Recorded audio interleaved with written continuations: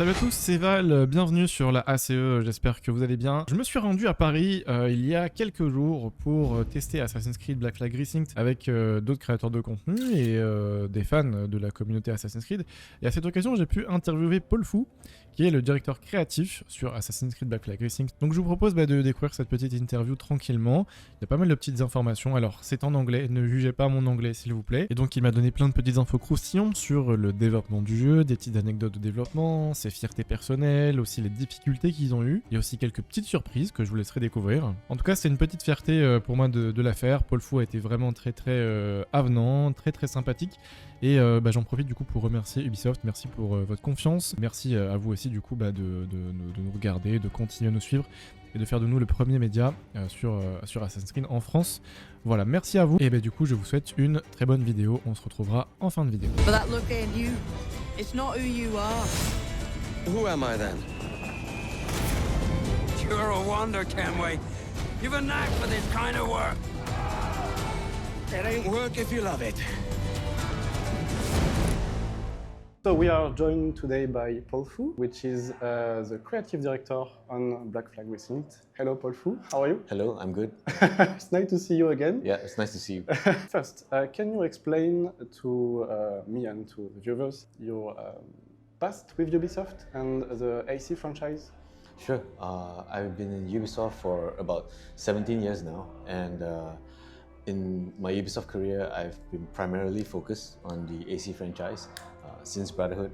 I started off as a scripted events human on Brotherhood, doing some scripted events, and I proceeded to doing level design and game design for Assassin's Creed 3 and Assassin's Creed 4, and I eventually got into a more leadership role since then. I've also been involved with many E3 demos. In my memory, I've done the Gamescom demo for Rogue, the Gamescom demo for AC3, the E3 demo for AC4, or the Origins E3 demo in Fayum, the Valhalla demo as well. So I've done quite a lot of E3 demos in my time, and I feel very proud to be revisiting Black Flag again. Okay, so by the way, what's your favorite AC? I have many, but I think Black Flag is definitely Okay. up there. Black Flag and Origins, I'd say. Yeah. Okay, so let's dive in. Yes, let's go. What was your main vision for this remake? Is it more like recreation of the OG or revival? I think it's both, and also an expansion of the original idea. So I feel very privileged to be working on Black Flag because when I first heard of Edward Kenway as a protagonist, the fact that he threw away his hidden blade was just mind-blowing for me, and I kind of fell in love with his story about his wife in London, and it felt like a core AC for me, if that makes sense. So for me, making Resynced is something that matters a lot to me personally. Regarding the story, did you add some background to Edward regarding its past with Caroline, or his end, because Edward has a sad end. So is there anything about that in the game, or? Well, I can talk a little bit about that. So in regards to Caroline, we actually have a couple of scenes about Caroline, but I won't spoil too much for you, but they are brand new scenes, and they are newly recorded and mocapped for Resynced. Okay. As for the ending, I'm aware of Forgotten Temple and the cool stories that it carries, but we're not covering that for Resynced just yet. Now, About the naval system, the OG was already excellent with the wine, the waves, and all. What change did you make, and why? Very early on, Please don't die. No. We need you. Thank you. I need you guys too. So early on in Resynced, when we were in pre-production, we did toy around of what would be a good addition to Naval. And we had a lot of chats internally, also with Jean and with Richard and Terry as well. And we came to the conclusion that we wanted to keep it as authentic as possible, because what was unique about Black Flag's Naval was its quadrant-based aiming system. So I've also worked on Skull and Bones, and Skull and Bones is a 360 aiming system. Naturally, we thought about why not make a 360 one, but the idea was quickly dropped because the quadrant-based system in Black Flag required you to orient yourself strategically every moment in battle, and that is what we wanted to keep. keep. And in fact, just before we did this preview with you guys, we were just checking the speeds of the jack door, the velocity, its turning rate, half sails, no sails, full sails, just to make sure that the speed is more or less the same at different Beaufort levels as it was before, to make sure that players felt familiar returning to the jack door. But at the same time, we wanted to add a whole new dimension to Jackdaw's combat. And we knew that the Jackdaw's combat is based on ranges. At long range, you have mortars. At medium range, at about 300-ish, you use your broadsides. But when you get to 250, in the original, it didn't require you to switch your weapons. But here in Resync, the most optimal way to play would be to switch to heated shots, which is the new secondary fire mode, because it works at 250, as opposed to the broadsides at 300. And the AI is engineered in such a way that the AI ships weave in and out of the 300 radius. So the most optimal way for maximum damage is to change between the two, depending on where the AI would be. And when we first tried this out in playtest, it was extremely positive. So we decided to expand this concept to the various other weapons in the game. Okay, so did you rework the AI? Yes, it had to be created from the ground up. Okay. So almost everything in Naval was created from scratch. Okay. Even in ground, did you reuse or did shadows inspire you Yes. on the AI systems the game has? The tools that Shadows had to craft the combat system were definitely inspired us, and Quebec helped us a lot on that aspect as well. But what really inspired us in the beginning, in the first year of production, was the combo videos from the original Black Flag. So we saw a lot of fans, they did cool combos like chain takedowns or pistol shots in between their attacks, and we thought that was really cool. And we wanted to recreate that feeling in Resync.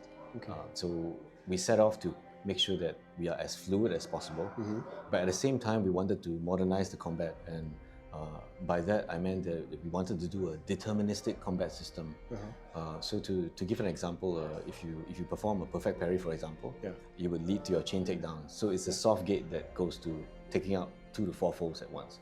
But if you happen to not do so, which is quite likely in the heat of combat, you do a normal parry, and that requires you to do a combo. For example, you would attack into a gunshot or attack into a rope dart, then a sweep into a takedown. And we wanted that players have to quickly decide on their feet which road to take when they perform a specific move, whether it's a parry or a normal or a perfect parry. So this philosophy extends to other parts of the game. So if you're on a ship, you see a railing, you will kick the guy to the railing and perform a wall takedown. And that's the new thing that we added to Resync as opposed to the original. But it kept the spirit of the original fluidity and creative violence that Edward could do. Okay. Regarding the hidden blade, more specifically in combat, some decisions have raised concerns in the community. Can you clarify the role of the hidden blade and its usage in gameplay? Sure. So the hidden blade is now a specific takedown move, a contextual takedown move that you can perform when you defense break the enemy. So if you attack the enemy over and over again, they will break defense, their wig will fall off, and you can perform a hidden blade kill. So we felt that it felt important enough to put the hidden blade brand on such a takedown. And early on in production, actually, in conception, we knew that taking on Black Flag would be a monumental task for us. So to explain a little bit on why, just to give the context of the whole thing, we knew that we have to create naval from ground up, underwater from ground up. A lot of the water tech has to be created. The scripted events, tools have to be recreated to support naval and underwater and so forth. We knew that we wanted to add new content, so it was already a lot.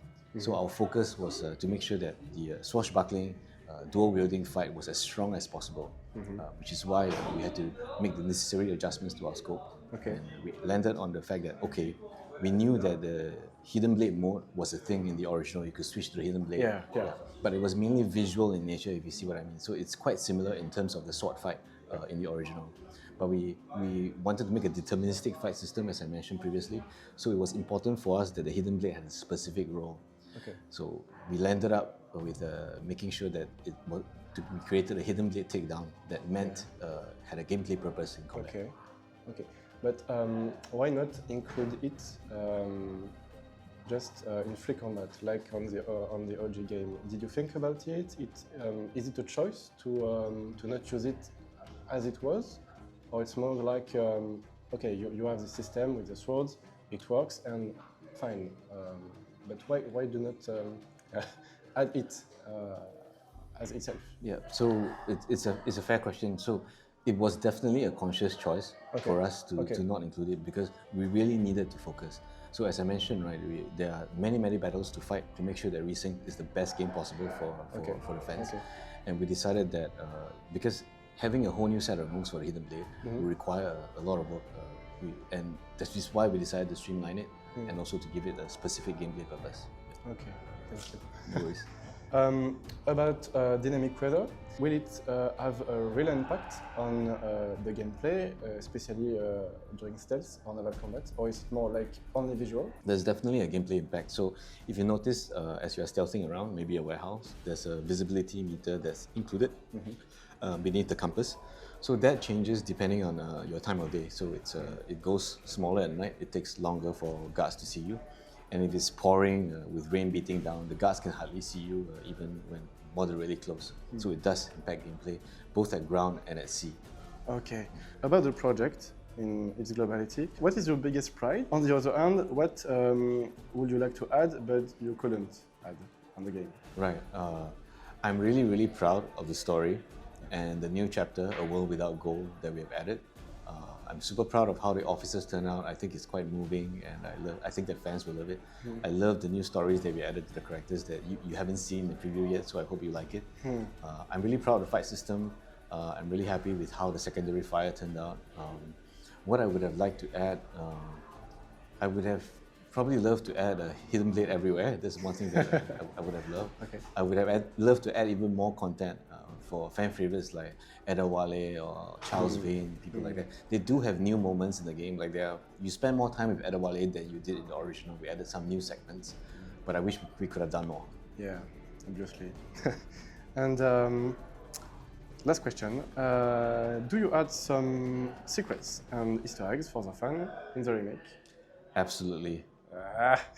I'll let you discover it yourself. Okay, that's teasing.